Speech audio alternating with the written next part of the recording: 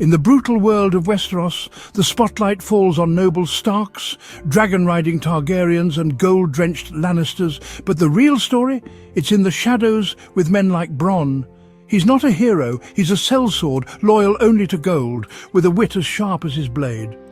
Bronn doesn't dream of thrones or glory.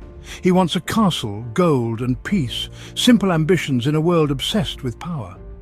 While lords posture and knights die for honour, Bronn survives by being clever, ruthless, and always knowing his price. This is the tale of how a man with no name, no title, and no illusions climbed higher than most ever dreamed. Bronn didn't play the Game of Thrones, he beat it by refusing to play by their rules. Sometimes the most effective weapon isn't a legendary sword or a dragon, it's knowing when to fight, when to run, and how much to charge. Forget the prophecies. This is the story of Ser Bronn of the Blackwater, the ultimate survivor. And honestly, it's a much more entertaining story. Before he was Ser Bronn, he was just Bronn. No family, no prospects, just a blade and a will to survive. In a world where names and banners meant everything, he had neither. All he had was his wits, his sword, and a stubborn refusal to die quietly. The life of a sellsword is misery, sleeping in ditches, eating scraps, fighting for coins that vanish as quickly as they come. Every day was a struggle, and every night brought new dangers. There was no glory in it, just the constant grind of survival and the knowledge that tomorrow could be your last. Bronn learned early that glory and honour are for dead men. Gold is for the living. He saw men die for pride, for lords who barely remembered their names. Bronn, though, kept his eyes on the only prize that mattered. Enough coin to see another day. He fought dirty, wore practical armour, and never trusted a lord's promise. He knew that a sharp blade and a sharper mind were worth more than any oath sworn in a candlelit hall. While others died for banners, Bronn made sure he was paid up front and stayed alive. He watched men throw their lives away for causes that meant nothing, while he kept his head down and his purse full. He was a tool for the rich, but unlike other mercenaries, he watched, learned, and waited for a real opportunity. Bronn understood that patience could be as deadly as any sword, and he was always ready to seize his chance. He saw through the hypocrisy of the highborn, always looking for a way to get more than just a handful of coins. He knew the game was rigged, but he played it better than most, always angling for a bigger share. His skills were forged in countless brawls and skirmishes, making him dangerous and unpredictable. Every scar was a lesson, every fight a step closer to something better. Bronn was a survivor, not a hero, and he was just waiting for the right job to change his life. He knew that luck could turn in an instant, and he was always ready to grab it when it did. He just didn't know it would come in the form of a dwarf. Sometimes fate has a sense of humour, and Bronn was about to find out just how strange his luck could get. And that's where everything changed. For Bronn, the real adventure was only just beginning. Bronn's fate turned at a crossroads inn, where Catelyn Stark arrested Tyrion Lannister, the infamous imp. The inn erupted in chaos, but Bronn saw opportunity, not danger. Catelyn needed swords to escort her prisoner to the Eyrie, and Bronn offered his strictly for gold. The journey was deadly, with mountain clans attacking at every turn. Bronn fought with ruthless efficiency, impressing Tyrion with his skill and pragmatism. While knights clung to honour, Bronn focused on survival, using every dirty trick in the book. Tyrion recognized a kindred spirit, a survivor who valued wit over tradition. Their partnership was born not of friendship, but mutual respect and self-interest. Bronn saw in Tyrion a patron with deep pockets. Tyrion saw in Bronn a protector who didn't care about titles. Together, they formed a bond that would change both their destinies. The stage was set for a partnership built on gold, cunning, and survival.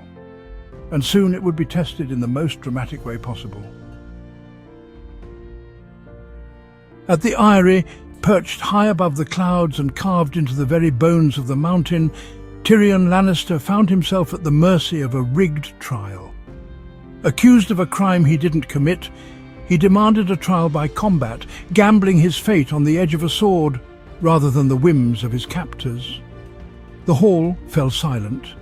No one dared to risk their life for the imp until Bronn, a sellsword with a reputation for survival, stepped forward not out of loyalty or friendship, but for the promise of gold and the thrill of the challenge. His opponent was Ser Aegon, a knight in gleaming full plate, the embodiment of tradition, honour and the old ways of the Vale. Bronn, by contrast, wore only leather and mail, light enough to move quickly, unburdened by the weight of pride or heavy steel. He fought with speed, cunning, and a ruthless pragmatism that shocked the onlookers.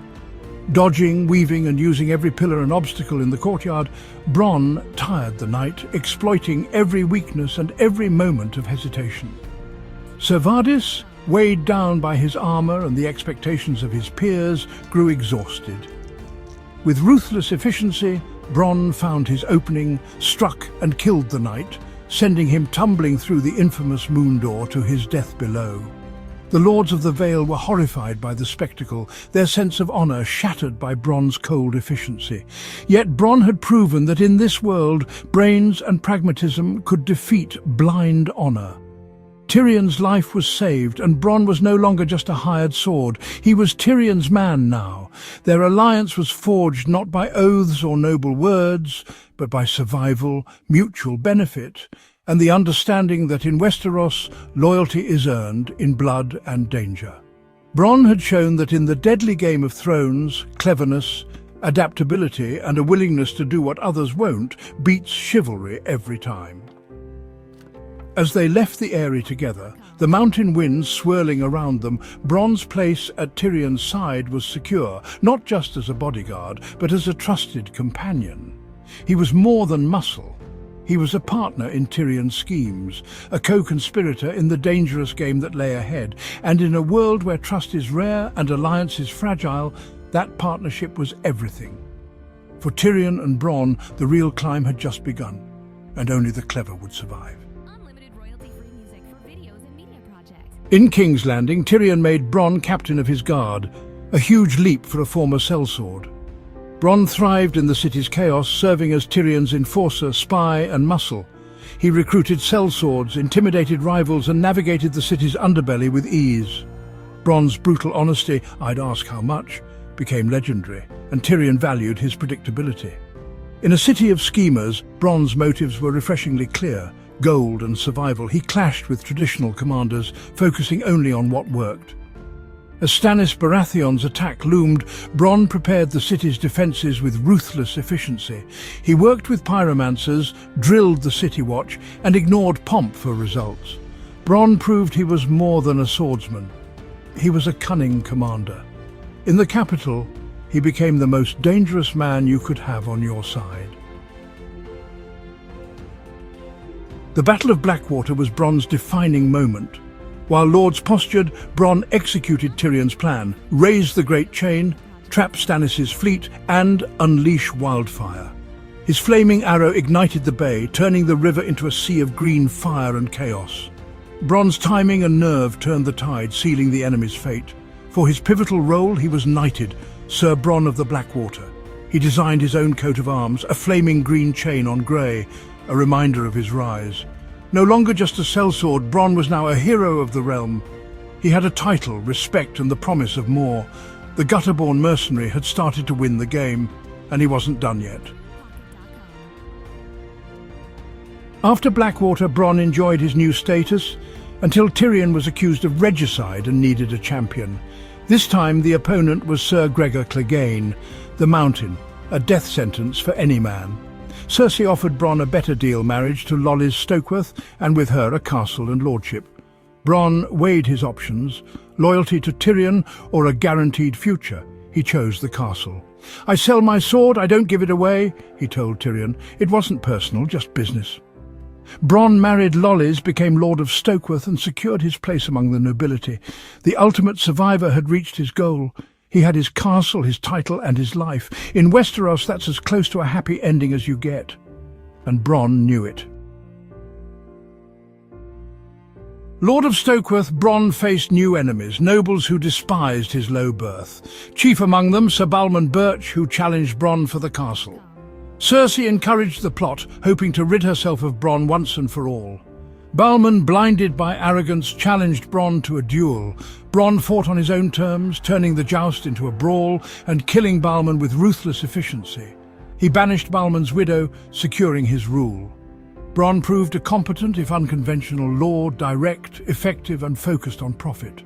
He even named Lollis's bastard son, Tyrion, a final jab at both his old friend and his enemies. Bronn had fought, schemed and killed his way to the top. Now he was determined to enjoy it, and he wasn't letting anyone take it from him. In the bloody saga of Westeros, Ser Bronn of the Blackwater stands out, not for honor but for survival. In a world where loyalty is often a death sentence, Bronn's only allegiance was to his own skin, and that's what kept him alive. He started with nothing, no title, no land, just a sword and a sharp tongue. Yet through wit and nerve, he ended with a castle, a title, and most importantly, his life intact. Few can claim such a transformation in Westeros. Bronn's honesty set him apart. He never pretended to be noble, just effective. He was always upfront about his motives, never hiding his desire for gold or comfort. Free from the chains of honor and tradition, he did whatever worked. He wasn't weighed down by the codes that doomed so many others. His partnership with Tyrion was built on necessity, respect and, ultimately, self-interest. Bronn knew the value of a good alliance, but he never let friendship cloud his judgment. When the price was right, Bronn walked away. No malice, just business. He understood that in Westeros, loyalty is a luxury few can afford. He's the common man's dream, rising not through noble deeds but cunning and grit. Bronn's story is proof that you don't need blue blood to climb high. Bronn holds a mirror to Westeros, exposing its hypocrisy and showing that the clever can win. He's a reminder that the game is rigged, but it's still possible to beat it. He survived dragons, politics and war with nothing but a sword and a smirk. While others fell to ambition or pride, Bronn kept moving forward. He didn't just survive, he prospered.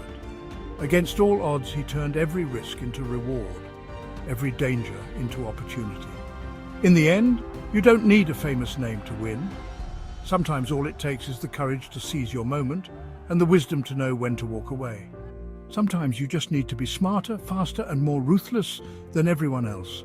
Bronn's legacy is a lesson in survival, not heroism. Ser Bronn of the Blackwater, not the hero Westeros deserves, but the one it created. He's proof that in a brutal world, the ultimate survivor is the one who adapts. Raise a glass to that, a toast to the man who played the game and won.